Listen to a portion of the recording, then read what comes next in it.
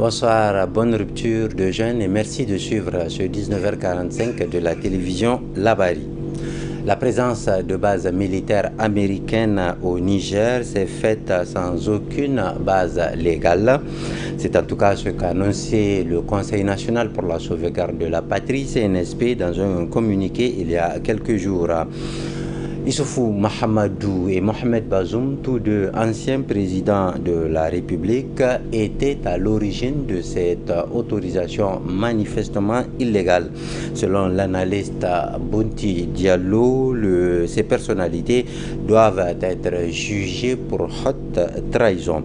Bounti Diallo que je vous propose de suivre dans un extrait avant de le retrouver en intégralité en fin de ce journal. Est dans son bon droit, à partir du moment où la présence même n'est pas légale. C'est-à-dire, si c'était des accords qui ont été signés de manière légale, peut-être que les Américains vont faire de la résistance. C'est pourquoi, justement, quand vous voulez vous installer dans un pays, il faut vous assurer de toutes les garanties possibles. Ne fonctionnez pas uniquement sur la base de relations personnelles. Parce que ce qu'on constate, c'est que cet accord-là, 2 semaines auparavant, le ministre des Affaires étrangères écrit à l'ambassadeur des États-Unis pour lui dire que le Niger ne peut pas accepter l'accord en sa forme et en son fond, parce que cela va à l'encontre des intérêts du Niger. Le même accord et le même ministre, 2 semaines après, écrit pour dire que le Niger marque ça. Ça veut dire, entre-temps, il y a eu quelque chose qui s'est passé, et ce quelque chose qui s'est passé là, seule une enquête, en tout cas criminelle, ou une enquête policière, va déterminer ce qui s'est passé. Est-ce que le Niger a été menacé?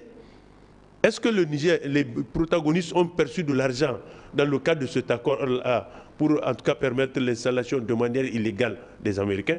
Tout cela, en tout cas de mon point de vue, mène à ce que nous pouvons qualifier d'une haute trahison, parce qu'il s'agit ici d'éluder une bonne partie, en tout cas de la souveraineté de notre pays sur une portion. Donc, l'accord a été signé par Bazoum, qui était ministre des Affaires étrangères.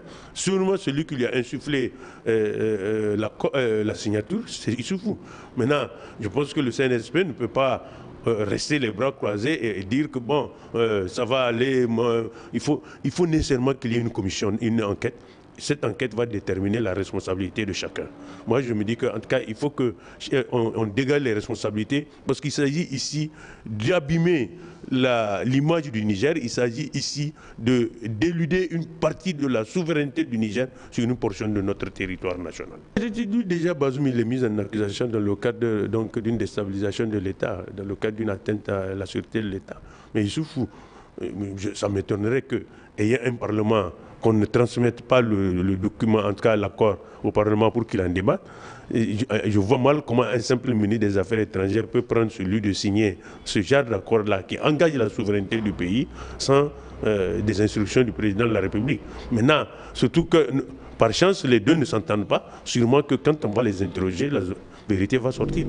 Le ministère de l'Intérieur décidé à mettre de l'ordre dans les activités des ONG et associations de développement intervenant dans notre pays. Ces ONG et associations doivent désormais se ranger derrière les autorités de transition, tout en respectant leur cahier des charges. Le secrétaire général du ministère de l'Intérieur l'a fait savoir à la presse ce matin devant Hassan Saleh Mustafa et Sadou Dumi. Quand le rythme change, la danse change aussi, dit un dicton local. Les nouvelles autorités de transition du Niger veulent voir clair sur ce que font les organisations non gouvernementales et associations de développement international et national. Selon les dernières données, au Niger, on compte 3257 ONG et associations de développement intervenant dans divers secteurs. Cependant, un certain nombre de constats se dégagent relativement aux activités qu'elles mènent sur le terrain. Les ONG aujourd'hui, bien sûr, il y en a qui ont des comportements suffisamment positifs. Il y en a. Mais il y en a aussi qui ont des comportements qui méritent qu'on s'y penche. Et le ministère s'y penche, regarde, contrôle. De ces grandes insuffisances qu'on allègue et qu'on constate dans le fonctionnement des ONG, il y a le faible alignement aux politiques nationales et même aux politiques locales. La deuxième faiblesse, c'est l'opacité et la non-transparence dans la recherche des financements pour ces ONG. Le ministère a également constaté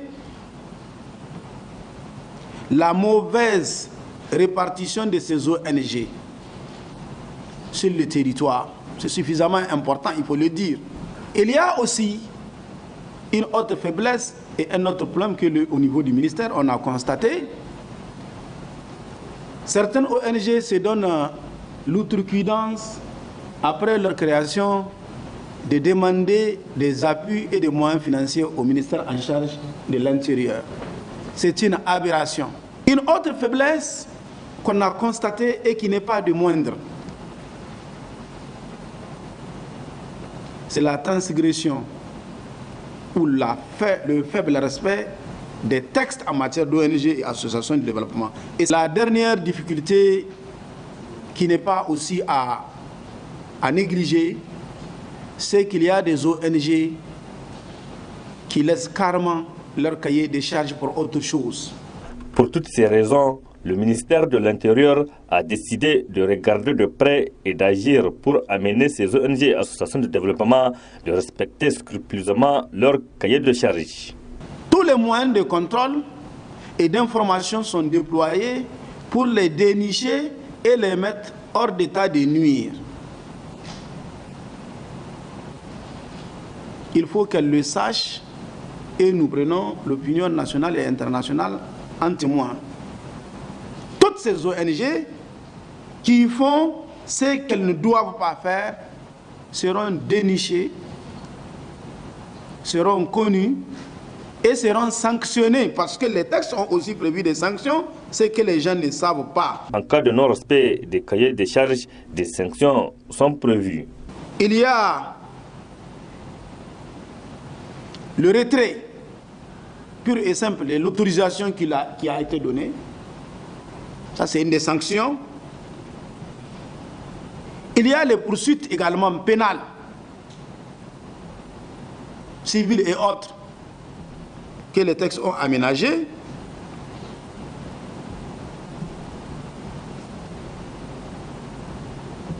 Il y a le blocage, la suspension de toute activité pour ce genre d'ONG et associations. C'est pourquoi le ministère de l'Intérieur lance ce message. Aujourd'hui, le jeu en vaut la chandelle.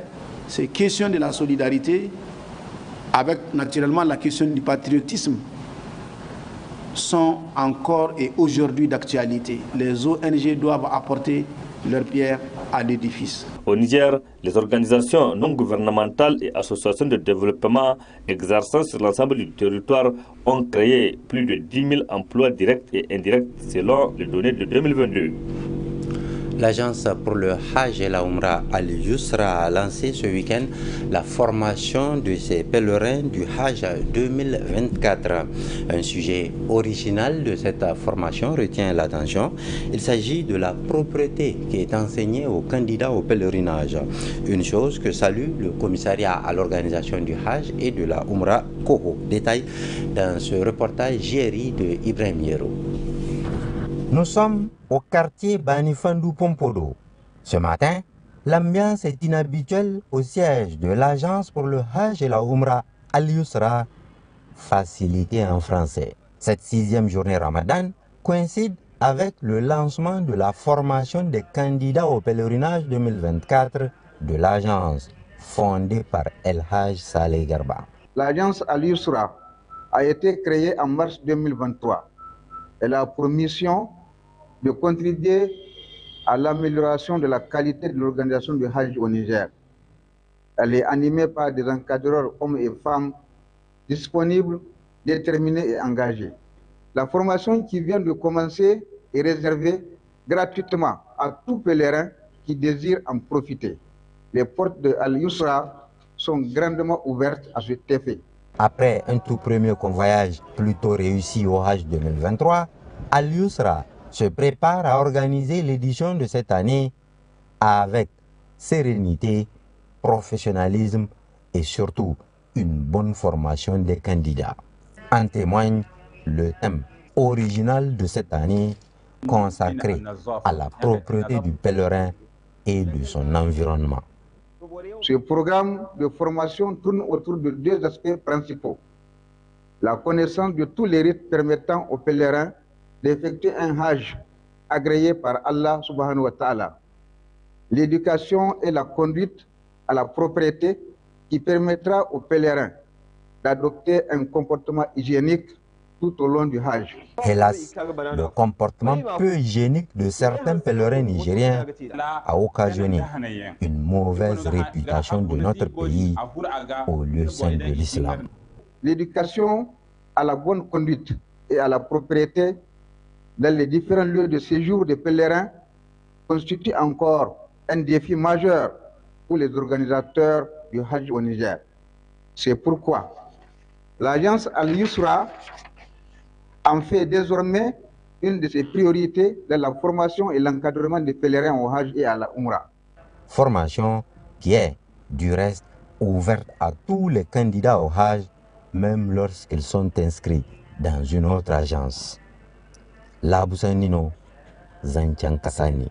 Boriyengu ne kan yen igice bakan hajjo wani bankara bumbo jishoro ko akarra iga anna jasa tirana nin ganyuma matna gi himada digi hina jantila al samunodi wasu bai sai irin lakkar da irbo hananiyan irma no gabi halmanci musu babu dadin gani babu danin zama akwai wari akwai komi a cici to wannan addinin mu bai yadda da wannan ba. Témoin et superviseur, le commissariat à l'organisation du Hajj et de la Umrah Koho, représenté par une forte délégation, ne connaît que trop bien la pertinence du sujet sur la propreté et la justesse de l'enseigner aux pèlerins.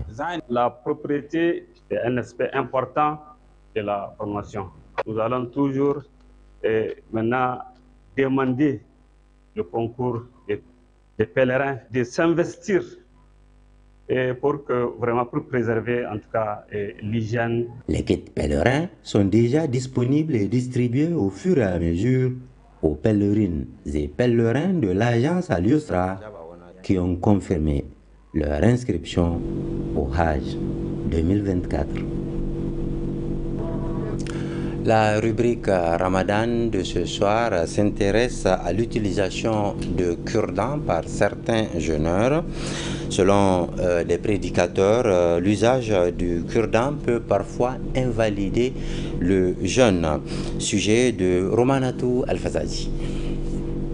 Le jeûne du mois de Ramadan est l'un des 5 piliers de l'islam et il représente un acte de dévotion et de piété important pour les musulmans. Pendant ce mois sacré, les croyants s'abstiennent de manger et de boire de la levée au coucher du soleil.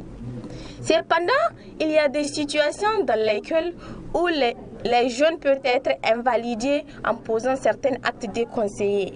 Cette période, beaucoup de jeûneurs utilisent les cure-dents pour entretenir leur bouche. Mais attention, il y a des cure-dents qui peuvent invalider le jeûne si on les utilise. Pour personne qui fait le carême, elle doit utiliser ce qu'on dit aswak, cure-dent en islam. Donc ça, si c'est pour les gens, c'est qu'on vend là pour les bois. Il faut pour les bois là, tu peux l'utiliser toute la journée, le matin jusqu'à le soir. Mais ça ne soit pas très sucré. C'est pour utiliser ça. Il faut utiliser un bois qui est vraiment mulet. C'est pas sucré, c'est pas très, il n'a pas un goût quoi qui peut vraiment gâter ton carême. Ainsi, il existe toute une gamme de cure-dents en islam qui peuvent invalider le jeûne. En tout cas, tous les bois qui comme les nimes là, parce qu'il a un goût vraiment très fort, on ne peut pas utiliser ça. Et aussi les tourales là, parce que son goût aussi, ça peut gâter le carême. Parce que tous ces genres, les bois là, les prophètes ont interdit d'utiliser ça quand la personne est dans le carême, Inch'Allah. Merci. Ceux qui utilisent les brosses. Les brosses là, on peut les utiliser après les souhour. Quand tu as fini le sourd, tu peux utiliser ça. Mais après le matin, quand tu vas au travail ou bien tu vas au marché, tu ne peux pas utiliser ça. Parce qu'il a un goût là, ça ne sort pas très bien. Donc vraiment, il est risqué de gâter ton carême. Voilà, les brosses là, il faut les utiliser après le sourd, mais pas le matin. Quand tu vas vers 7h là ou vers 8h, il ne faut pas l'utiliser ça parce que ça va gâter le carême. Les jeûneurs doivent donc être vigilants et respecter les règles établies par la religion. Ils doivent être aussi prudents dans les actes à poser tout au long de ce mois. Ramadan est aussi un mois de forte consommation de fruits, en témoignent les étals qui pullulent les rues de Niamey, ce qui rend du coup florissant le commerce de fruits. Des fruits qui sont utiles pour l'organisme, surtout du jeûneur, n'est-ce pas Nafissatou Yahya? En cette période, on constate une disponibilité de fruits sur le marché et les voies de la ville. Parmi ces fruits, l'ananas et la pastèque qui proviennent le plus souvent du Burkina ou du Ghana voisin. Ces ananas nous proviennent du Burkina. Nous vendons le tas de 3 à 1000 francs et nous arrivons à nous en sortir. Des fruits appréciés par les clients qui en trouvent une véritable source d'énergie.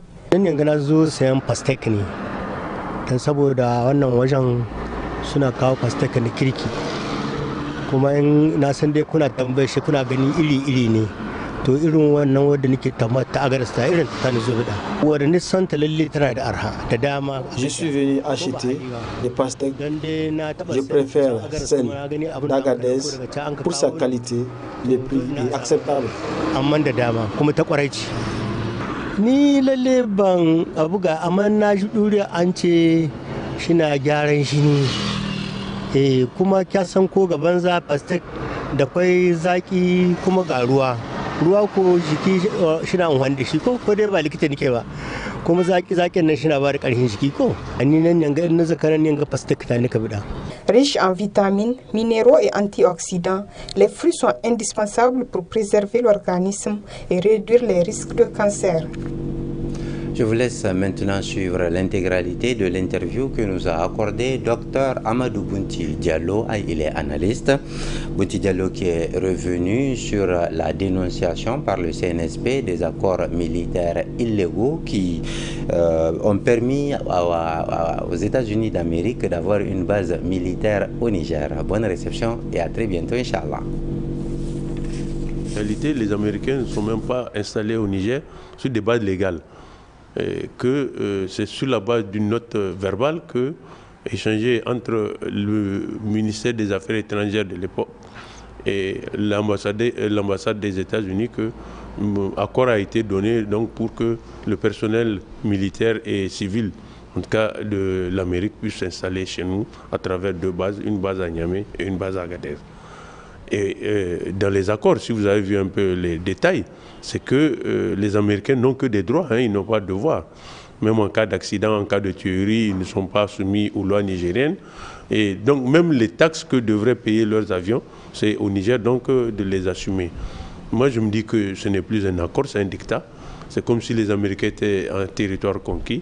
Donc le fait que le CNSP dénonce ces pseudo-accords-là, c'est justement parce que le CNSP, moi de mon point de vue, est dans la nouvelle ligne tracée par le peuple nigérien, à savoir recouvrer sa souveraineté, défendre coûte que coûte son partenariat multiple, en tout cas en fonction des intérêts du pays. Donc moi je me dis que sincèrement le CNSP ne pouvait aller que dans ce sens-là. Le plan militaire, déjà les Américains ont dit que leurs bases n'ont pas vocation à participer aux côtés de nos forces armées dans les combats. Donc ça veut dire que éventuellement peut-être nous donner le renseignement, et même là, apparemment selon le communiqué du CNSP, tel n'est pas le cas. C'est-à-dire, moi j'ai compris un peu que les Américains se sont installés chez nous pour surveiller les pays limitrophes, mais pas pour nous aider concrètement à lutter contre le terrorisme. Donc dans ces conditions-là, il suffit d'un premier incident pour que leur présence soit considérée comme caduque. Et le premier incident, c'est que la sous-secrétaire d'État qui est venue, Moli, est venue ici avec un certain nombre de griefs. D'abord, Elle veut un calendrier de retour à l'ordre constitutionnel rapidement, ce qui n'est pas possible. Elle veut que le Niger ne multiplie pas ses partenariats avec la Russie et l'Iran. Elle accuse le Niger d'avoir signé un accord secret de fourniture d'uranium à l'Iran, ce qui n'est pas vrai. L'uranium du Niger, jusqu'à preuve du contraire, est encore contrôlé par la France. Donc ce n'est pas possible. En réalité, les gens sont en train de chercher un motif pour justifier éventuellement une déstabilisation du pays, mais ça m'étonnerait que les États-Unis puissent aller jusqu'à vouloir nous attaquer, parce qu'ils savent que dans tous les cas, aujourd'hui, ils ne sont pas dans une bonne posture en Afrique. Vous voyez ce qui se passe au Yémen. Ils sont en très grande difficulté au Yémen, malgré l'armada qui y est. Les Houthis, chaque jour que Dieu fait, leur mènent la guerre. Ils savent qu'au niveau de la sous-région, ils ne sont pas forcément les bienvenus dans tous les pays. Et donc, moi, je me dis que forcément, ils vont tout faire pour quitter le Niger dans les plus brefs délais. Mais maintenant, ce qui se passe, c'est que comme ce sont des gens pragmatiques, ils vont sûrement prendre en compte les déshydratats ou en tout cas les greffes qui ont été présentés contre eux et essayer sûrement de revenir massivement au Niger à travers une aide bilatérale ou une aide bilatérale en soutien militaire ou en soutien économique. Moi, je pense que c'est l'une des deux voies qu'ils vont, ou choisir les deux voies. Mais ça m'étonnerait qu'en tout cas, ils puissent chercher à faire voter une résolution au niveau des Nations Unies pour permettre une attaque contre le Niger. Moi, ça m'étonne. Le Niger est dans son bon droit à partir du moment où la présence même n'est pas légale. C'est-à-dire, si c'était des accords qui ont été signés de manière légale, peut-être que les Américains vont faire de la résistance. C'est pourquoi, justement, quand vous voulez vous installer dans un pays, il faut vous assurer de toutes les garanties possibles. Ne fonctionnez pas uniquement sur la base de relations personnelles. Parce que ce qu'on constate, c'est que cet accord-là, 2 semaines auparavant, le ministre des Affaires étrangères écrit à l'ambassadeur des États-Unis pour lui dire que le Niger ne peut pas accepter l'accord en sa forme et en son fond, parce que cela va à l'encontre des intérêts du Niger. Le même accord et le même ministre, 2 semaines après, écrit pour dire que le Niger marque son. Ça veut dire, entre-temps, il y a eu quelque chose qui s'est passé, et ce quelque chose qui s'est passé là, seule une enquête, en tout cas criminelle, ou une enquête policière, va déterminer ce qui s'est passé. Est-ce que le Niger a été menacé? Est-ce que le Niger, les protagonistes ont perçu de l'argent dans le cadre de cet accord-là pour en tout cas permettre l'installation de manière illégale des Américains? Tout cela, en tout cas, de mon point de vue, mène à ce que nous pouvons qualifier d'une haute trahison, parce qu'il s'agit ici d'éluder une bonne partie, en tout cas, de la souveraineté de notre pays sur une portion. Donc, l'accord a été signé par Bazoum, qui était ministre des Affaires étrangères. Sûrement, celui qui lui a insufflé la signature, c'est Issoufou. Maintenant, je pense que le CNSP ne peut pas rester les bras croisés et dire que bon, ça va aller, il faut nécessairement qu'il y ait une commission, une enquête. Cette enquête va déterminer la responsabilité de chacun. Moi, je me dis qu'en tout cas, il faut qu'on dégage les responsabilités, parce qu'il s'agit ici d'abîmer l'image du Niger. Il s'agit ici d'éluder une partie de la souveraineté du Niger sur une portion de notre territoire national. J'ai dit déjà, Bazoum, il est mis en accusation dans le cadre d'une déstabilisation de l'État, dans le cadre d'une atteinte à la sûreté de l'État. Mais il souffre. Ça m'étonnerait qu'il y ait un Parlement, qu'on ne transmette pas le document, en tout cas l'accord, au Parlement pour qu'il en débatte. Je vois mal comment un simple ministre des Affaires étrangères peut prendre celui de signer ce genre d'accord-là qui engage la souveraineté du pays sans des instructions du président de la République. Maintenant, surtout que par chance, les deux ne s'entendent pas, sûrement que quand on va les interroger, la vérité va sortir. Navré que les choses se passent ainsi. C'est-à-dire que les Américains n'auraient pas dû se mettre dans cette posture de menacer ou d'inventer des histoires sur le Niger. Nous avons des relations qui datent de plus de 65 ans. Donc c'est vraiment deux pays amis, si on peut même si eux ils considèrent que du point de vue diplomatique ils n'ont pas d'amis. Nous considérons que ce sont deux pays partenaires. Et donc, 2 pays partenaires qui, normalement, devraient cheminer ensemble dans le cadre de la lutte antiterroriste et même dans le cadre des relations diplomatiques normales. Mais il s'est trouvé que les Américains, mus par une certaine condescendance, ont considéré qu'ils peuvent imposer un dictat au Niger à un moment où, justement, il y a une conscience nationale qui est en train de naître. Il y a un sentiment en tout cas, de souveraineté qui est en train de naître, dans ces conditions-là, vouloir imposer au Niger un dictat, moi, de mon point de vue, ça allait véritablement vers un fiasco, ça allait vers un échec. Et malheureusement, nous sommes en train de constater que, malgré nos 65 ans de relations diplomatiques, les Américains sont en train de perdre pied parce que, tout simplement, ils n'ont pas su prendre les choses telles qu'elles sont. Nous sommes dans un pays, aujourd'hui, dont nous nous rendons compte de l'importance. C'est à nous de savoir comment manœuvrer pour que ce pays-là reste au niveau de la communauté internationale comme étant un pays important. Mais ça dénote aussi la légèreté avec laquelle Issoufou et son équipe ont géré le Niger. Aller signer des accords aussi rocambolesques que ceux avec les Américains, moi je me dis qu'un pays normal ne doit pas le faire. Sincèrement, je n'ai rien contre Issoufou, mais je pense que là, nous sommes dans le cadre de la haute trahison. En tout cas, d'éléments poussant vers la haute trahison. Il va falloir que Issoufou rende compte par rapport à la gestion de ce dossier-là. Moi, de mon point de vue, le CNSP ne peut pas le laisser sans enquête.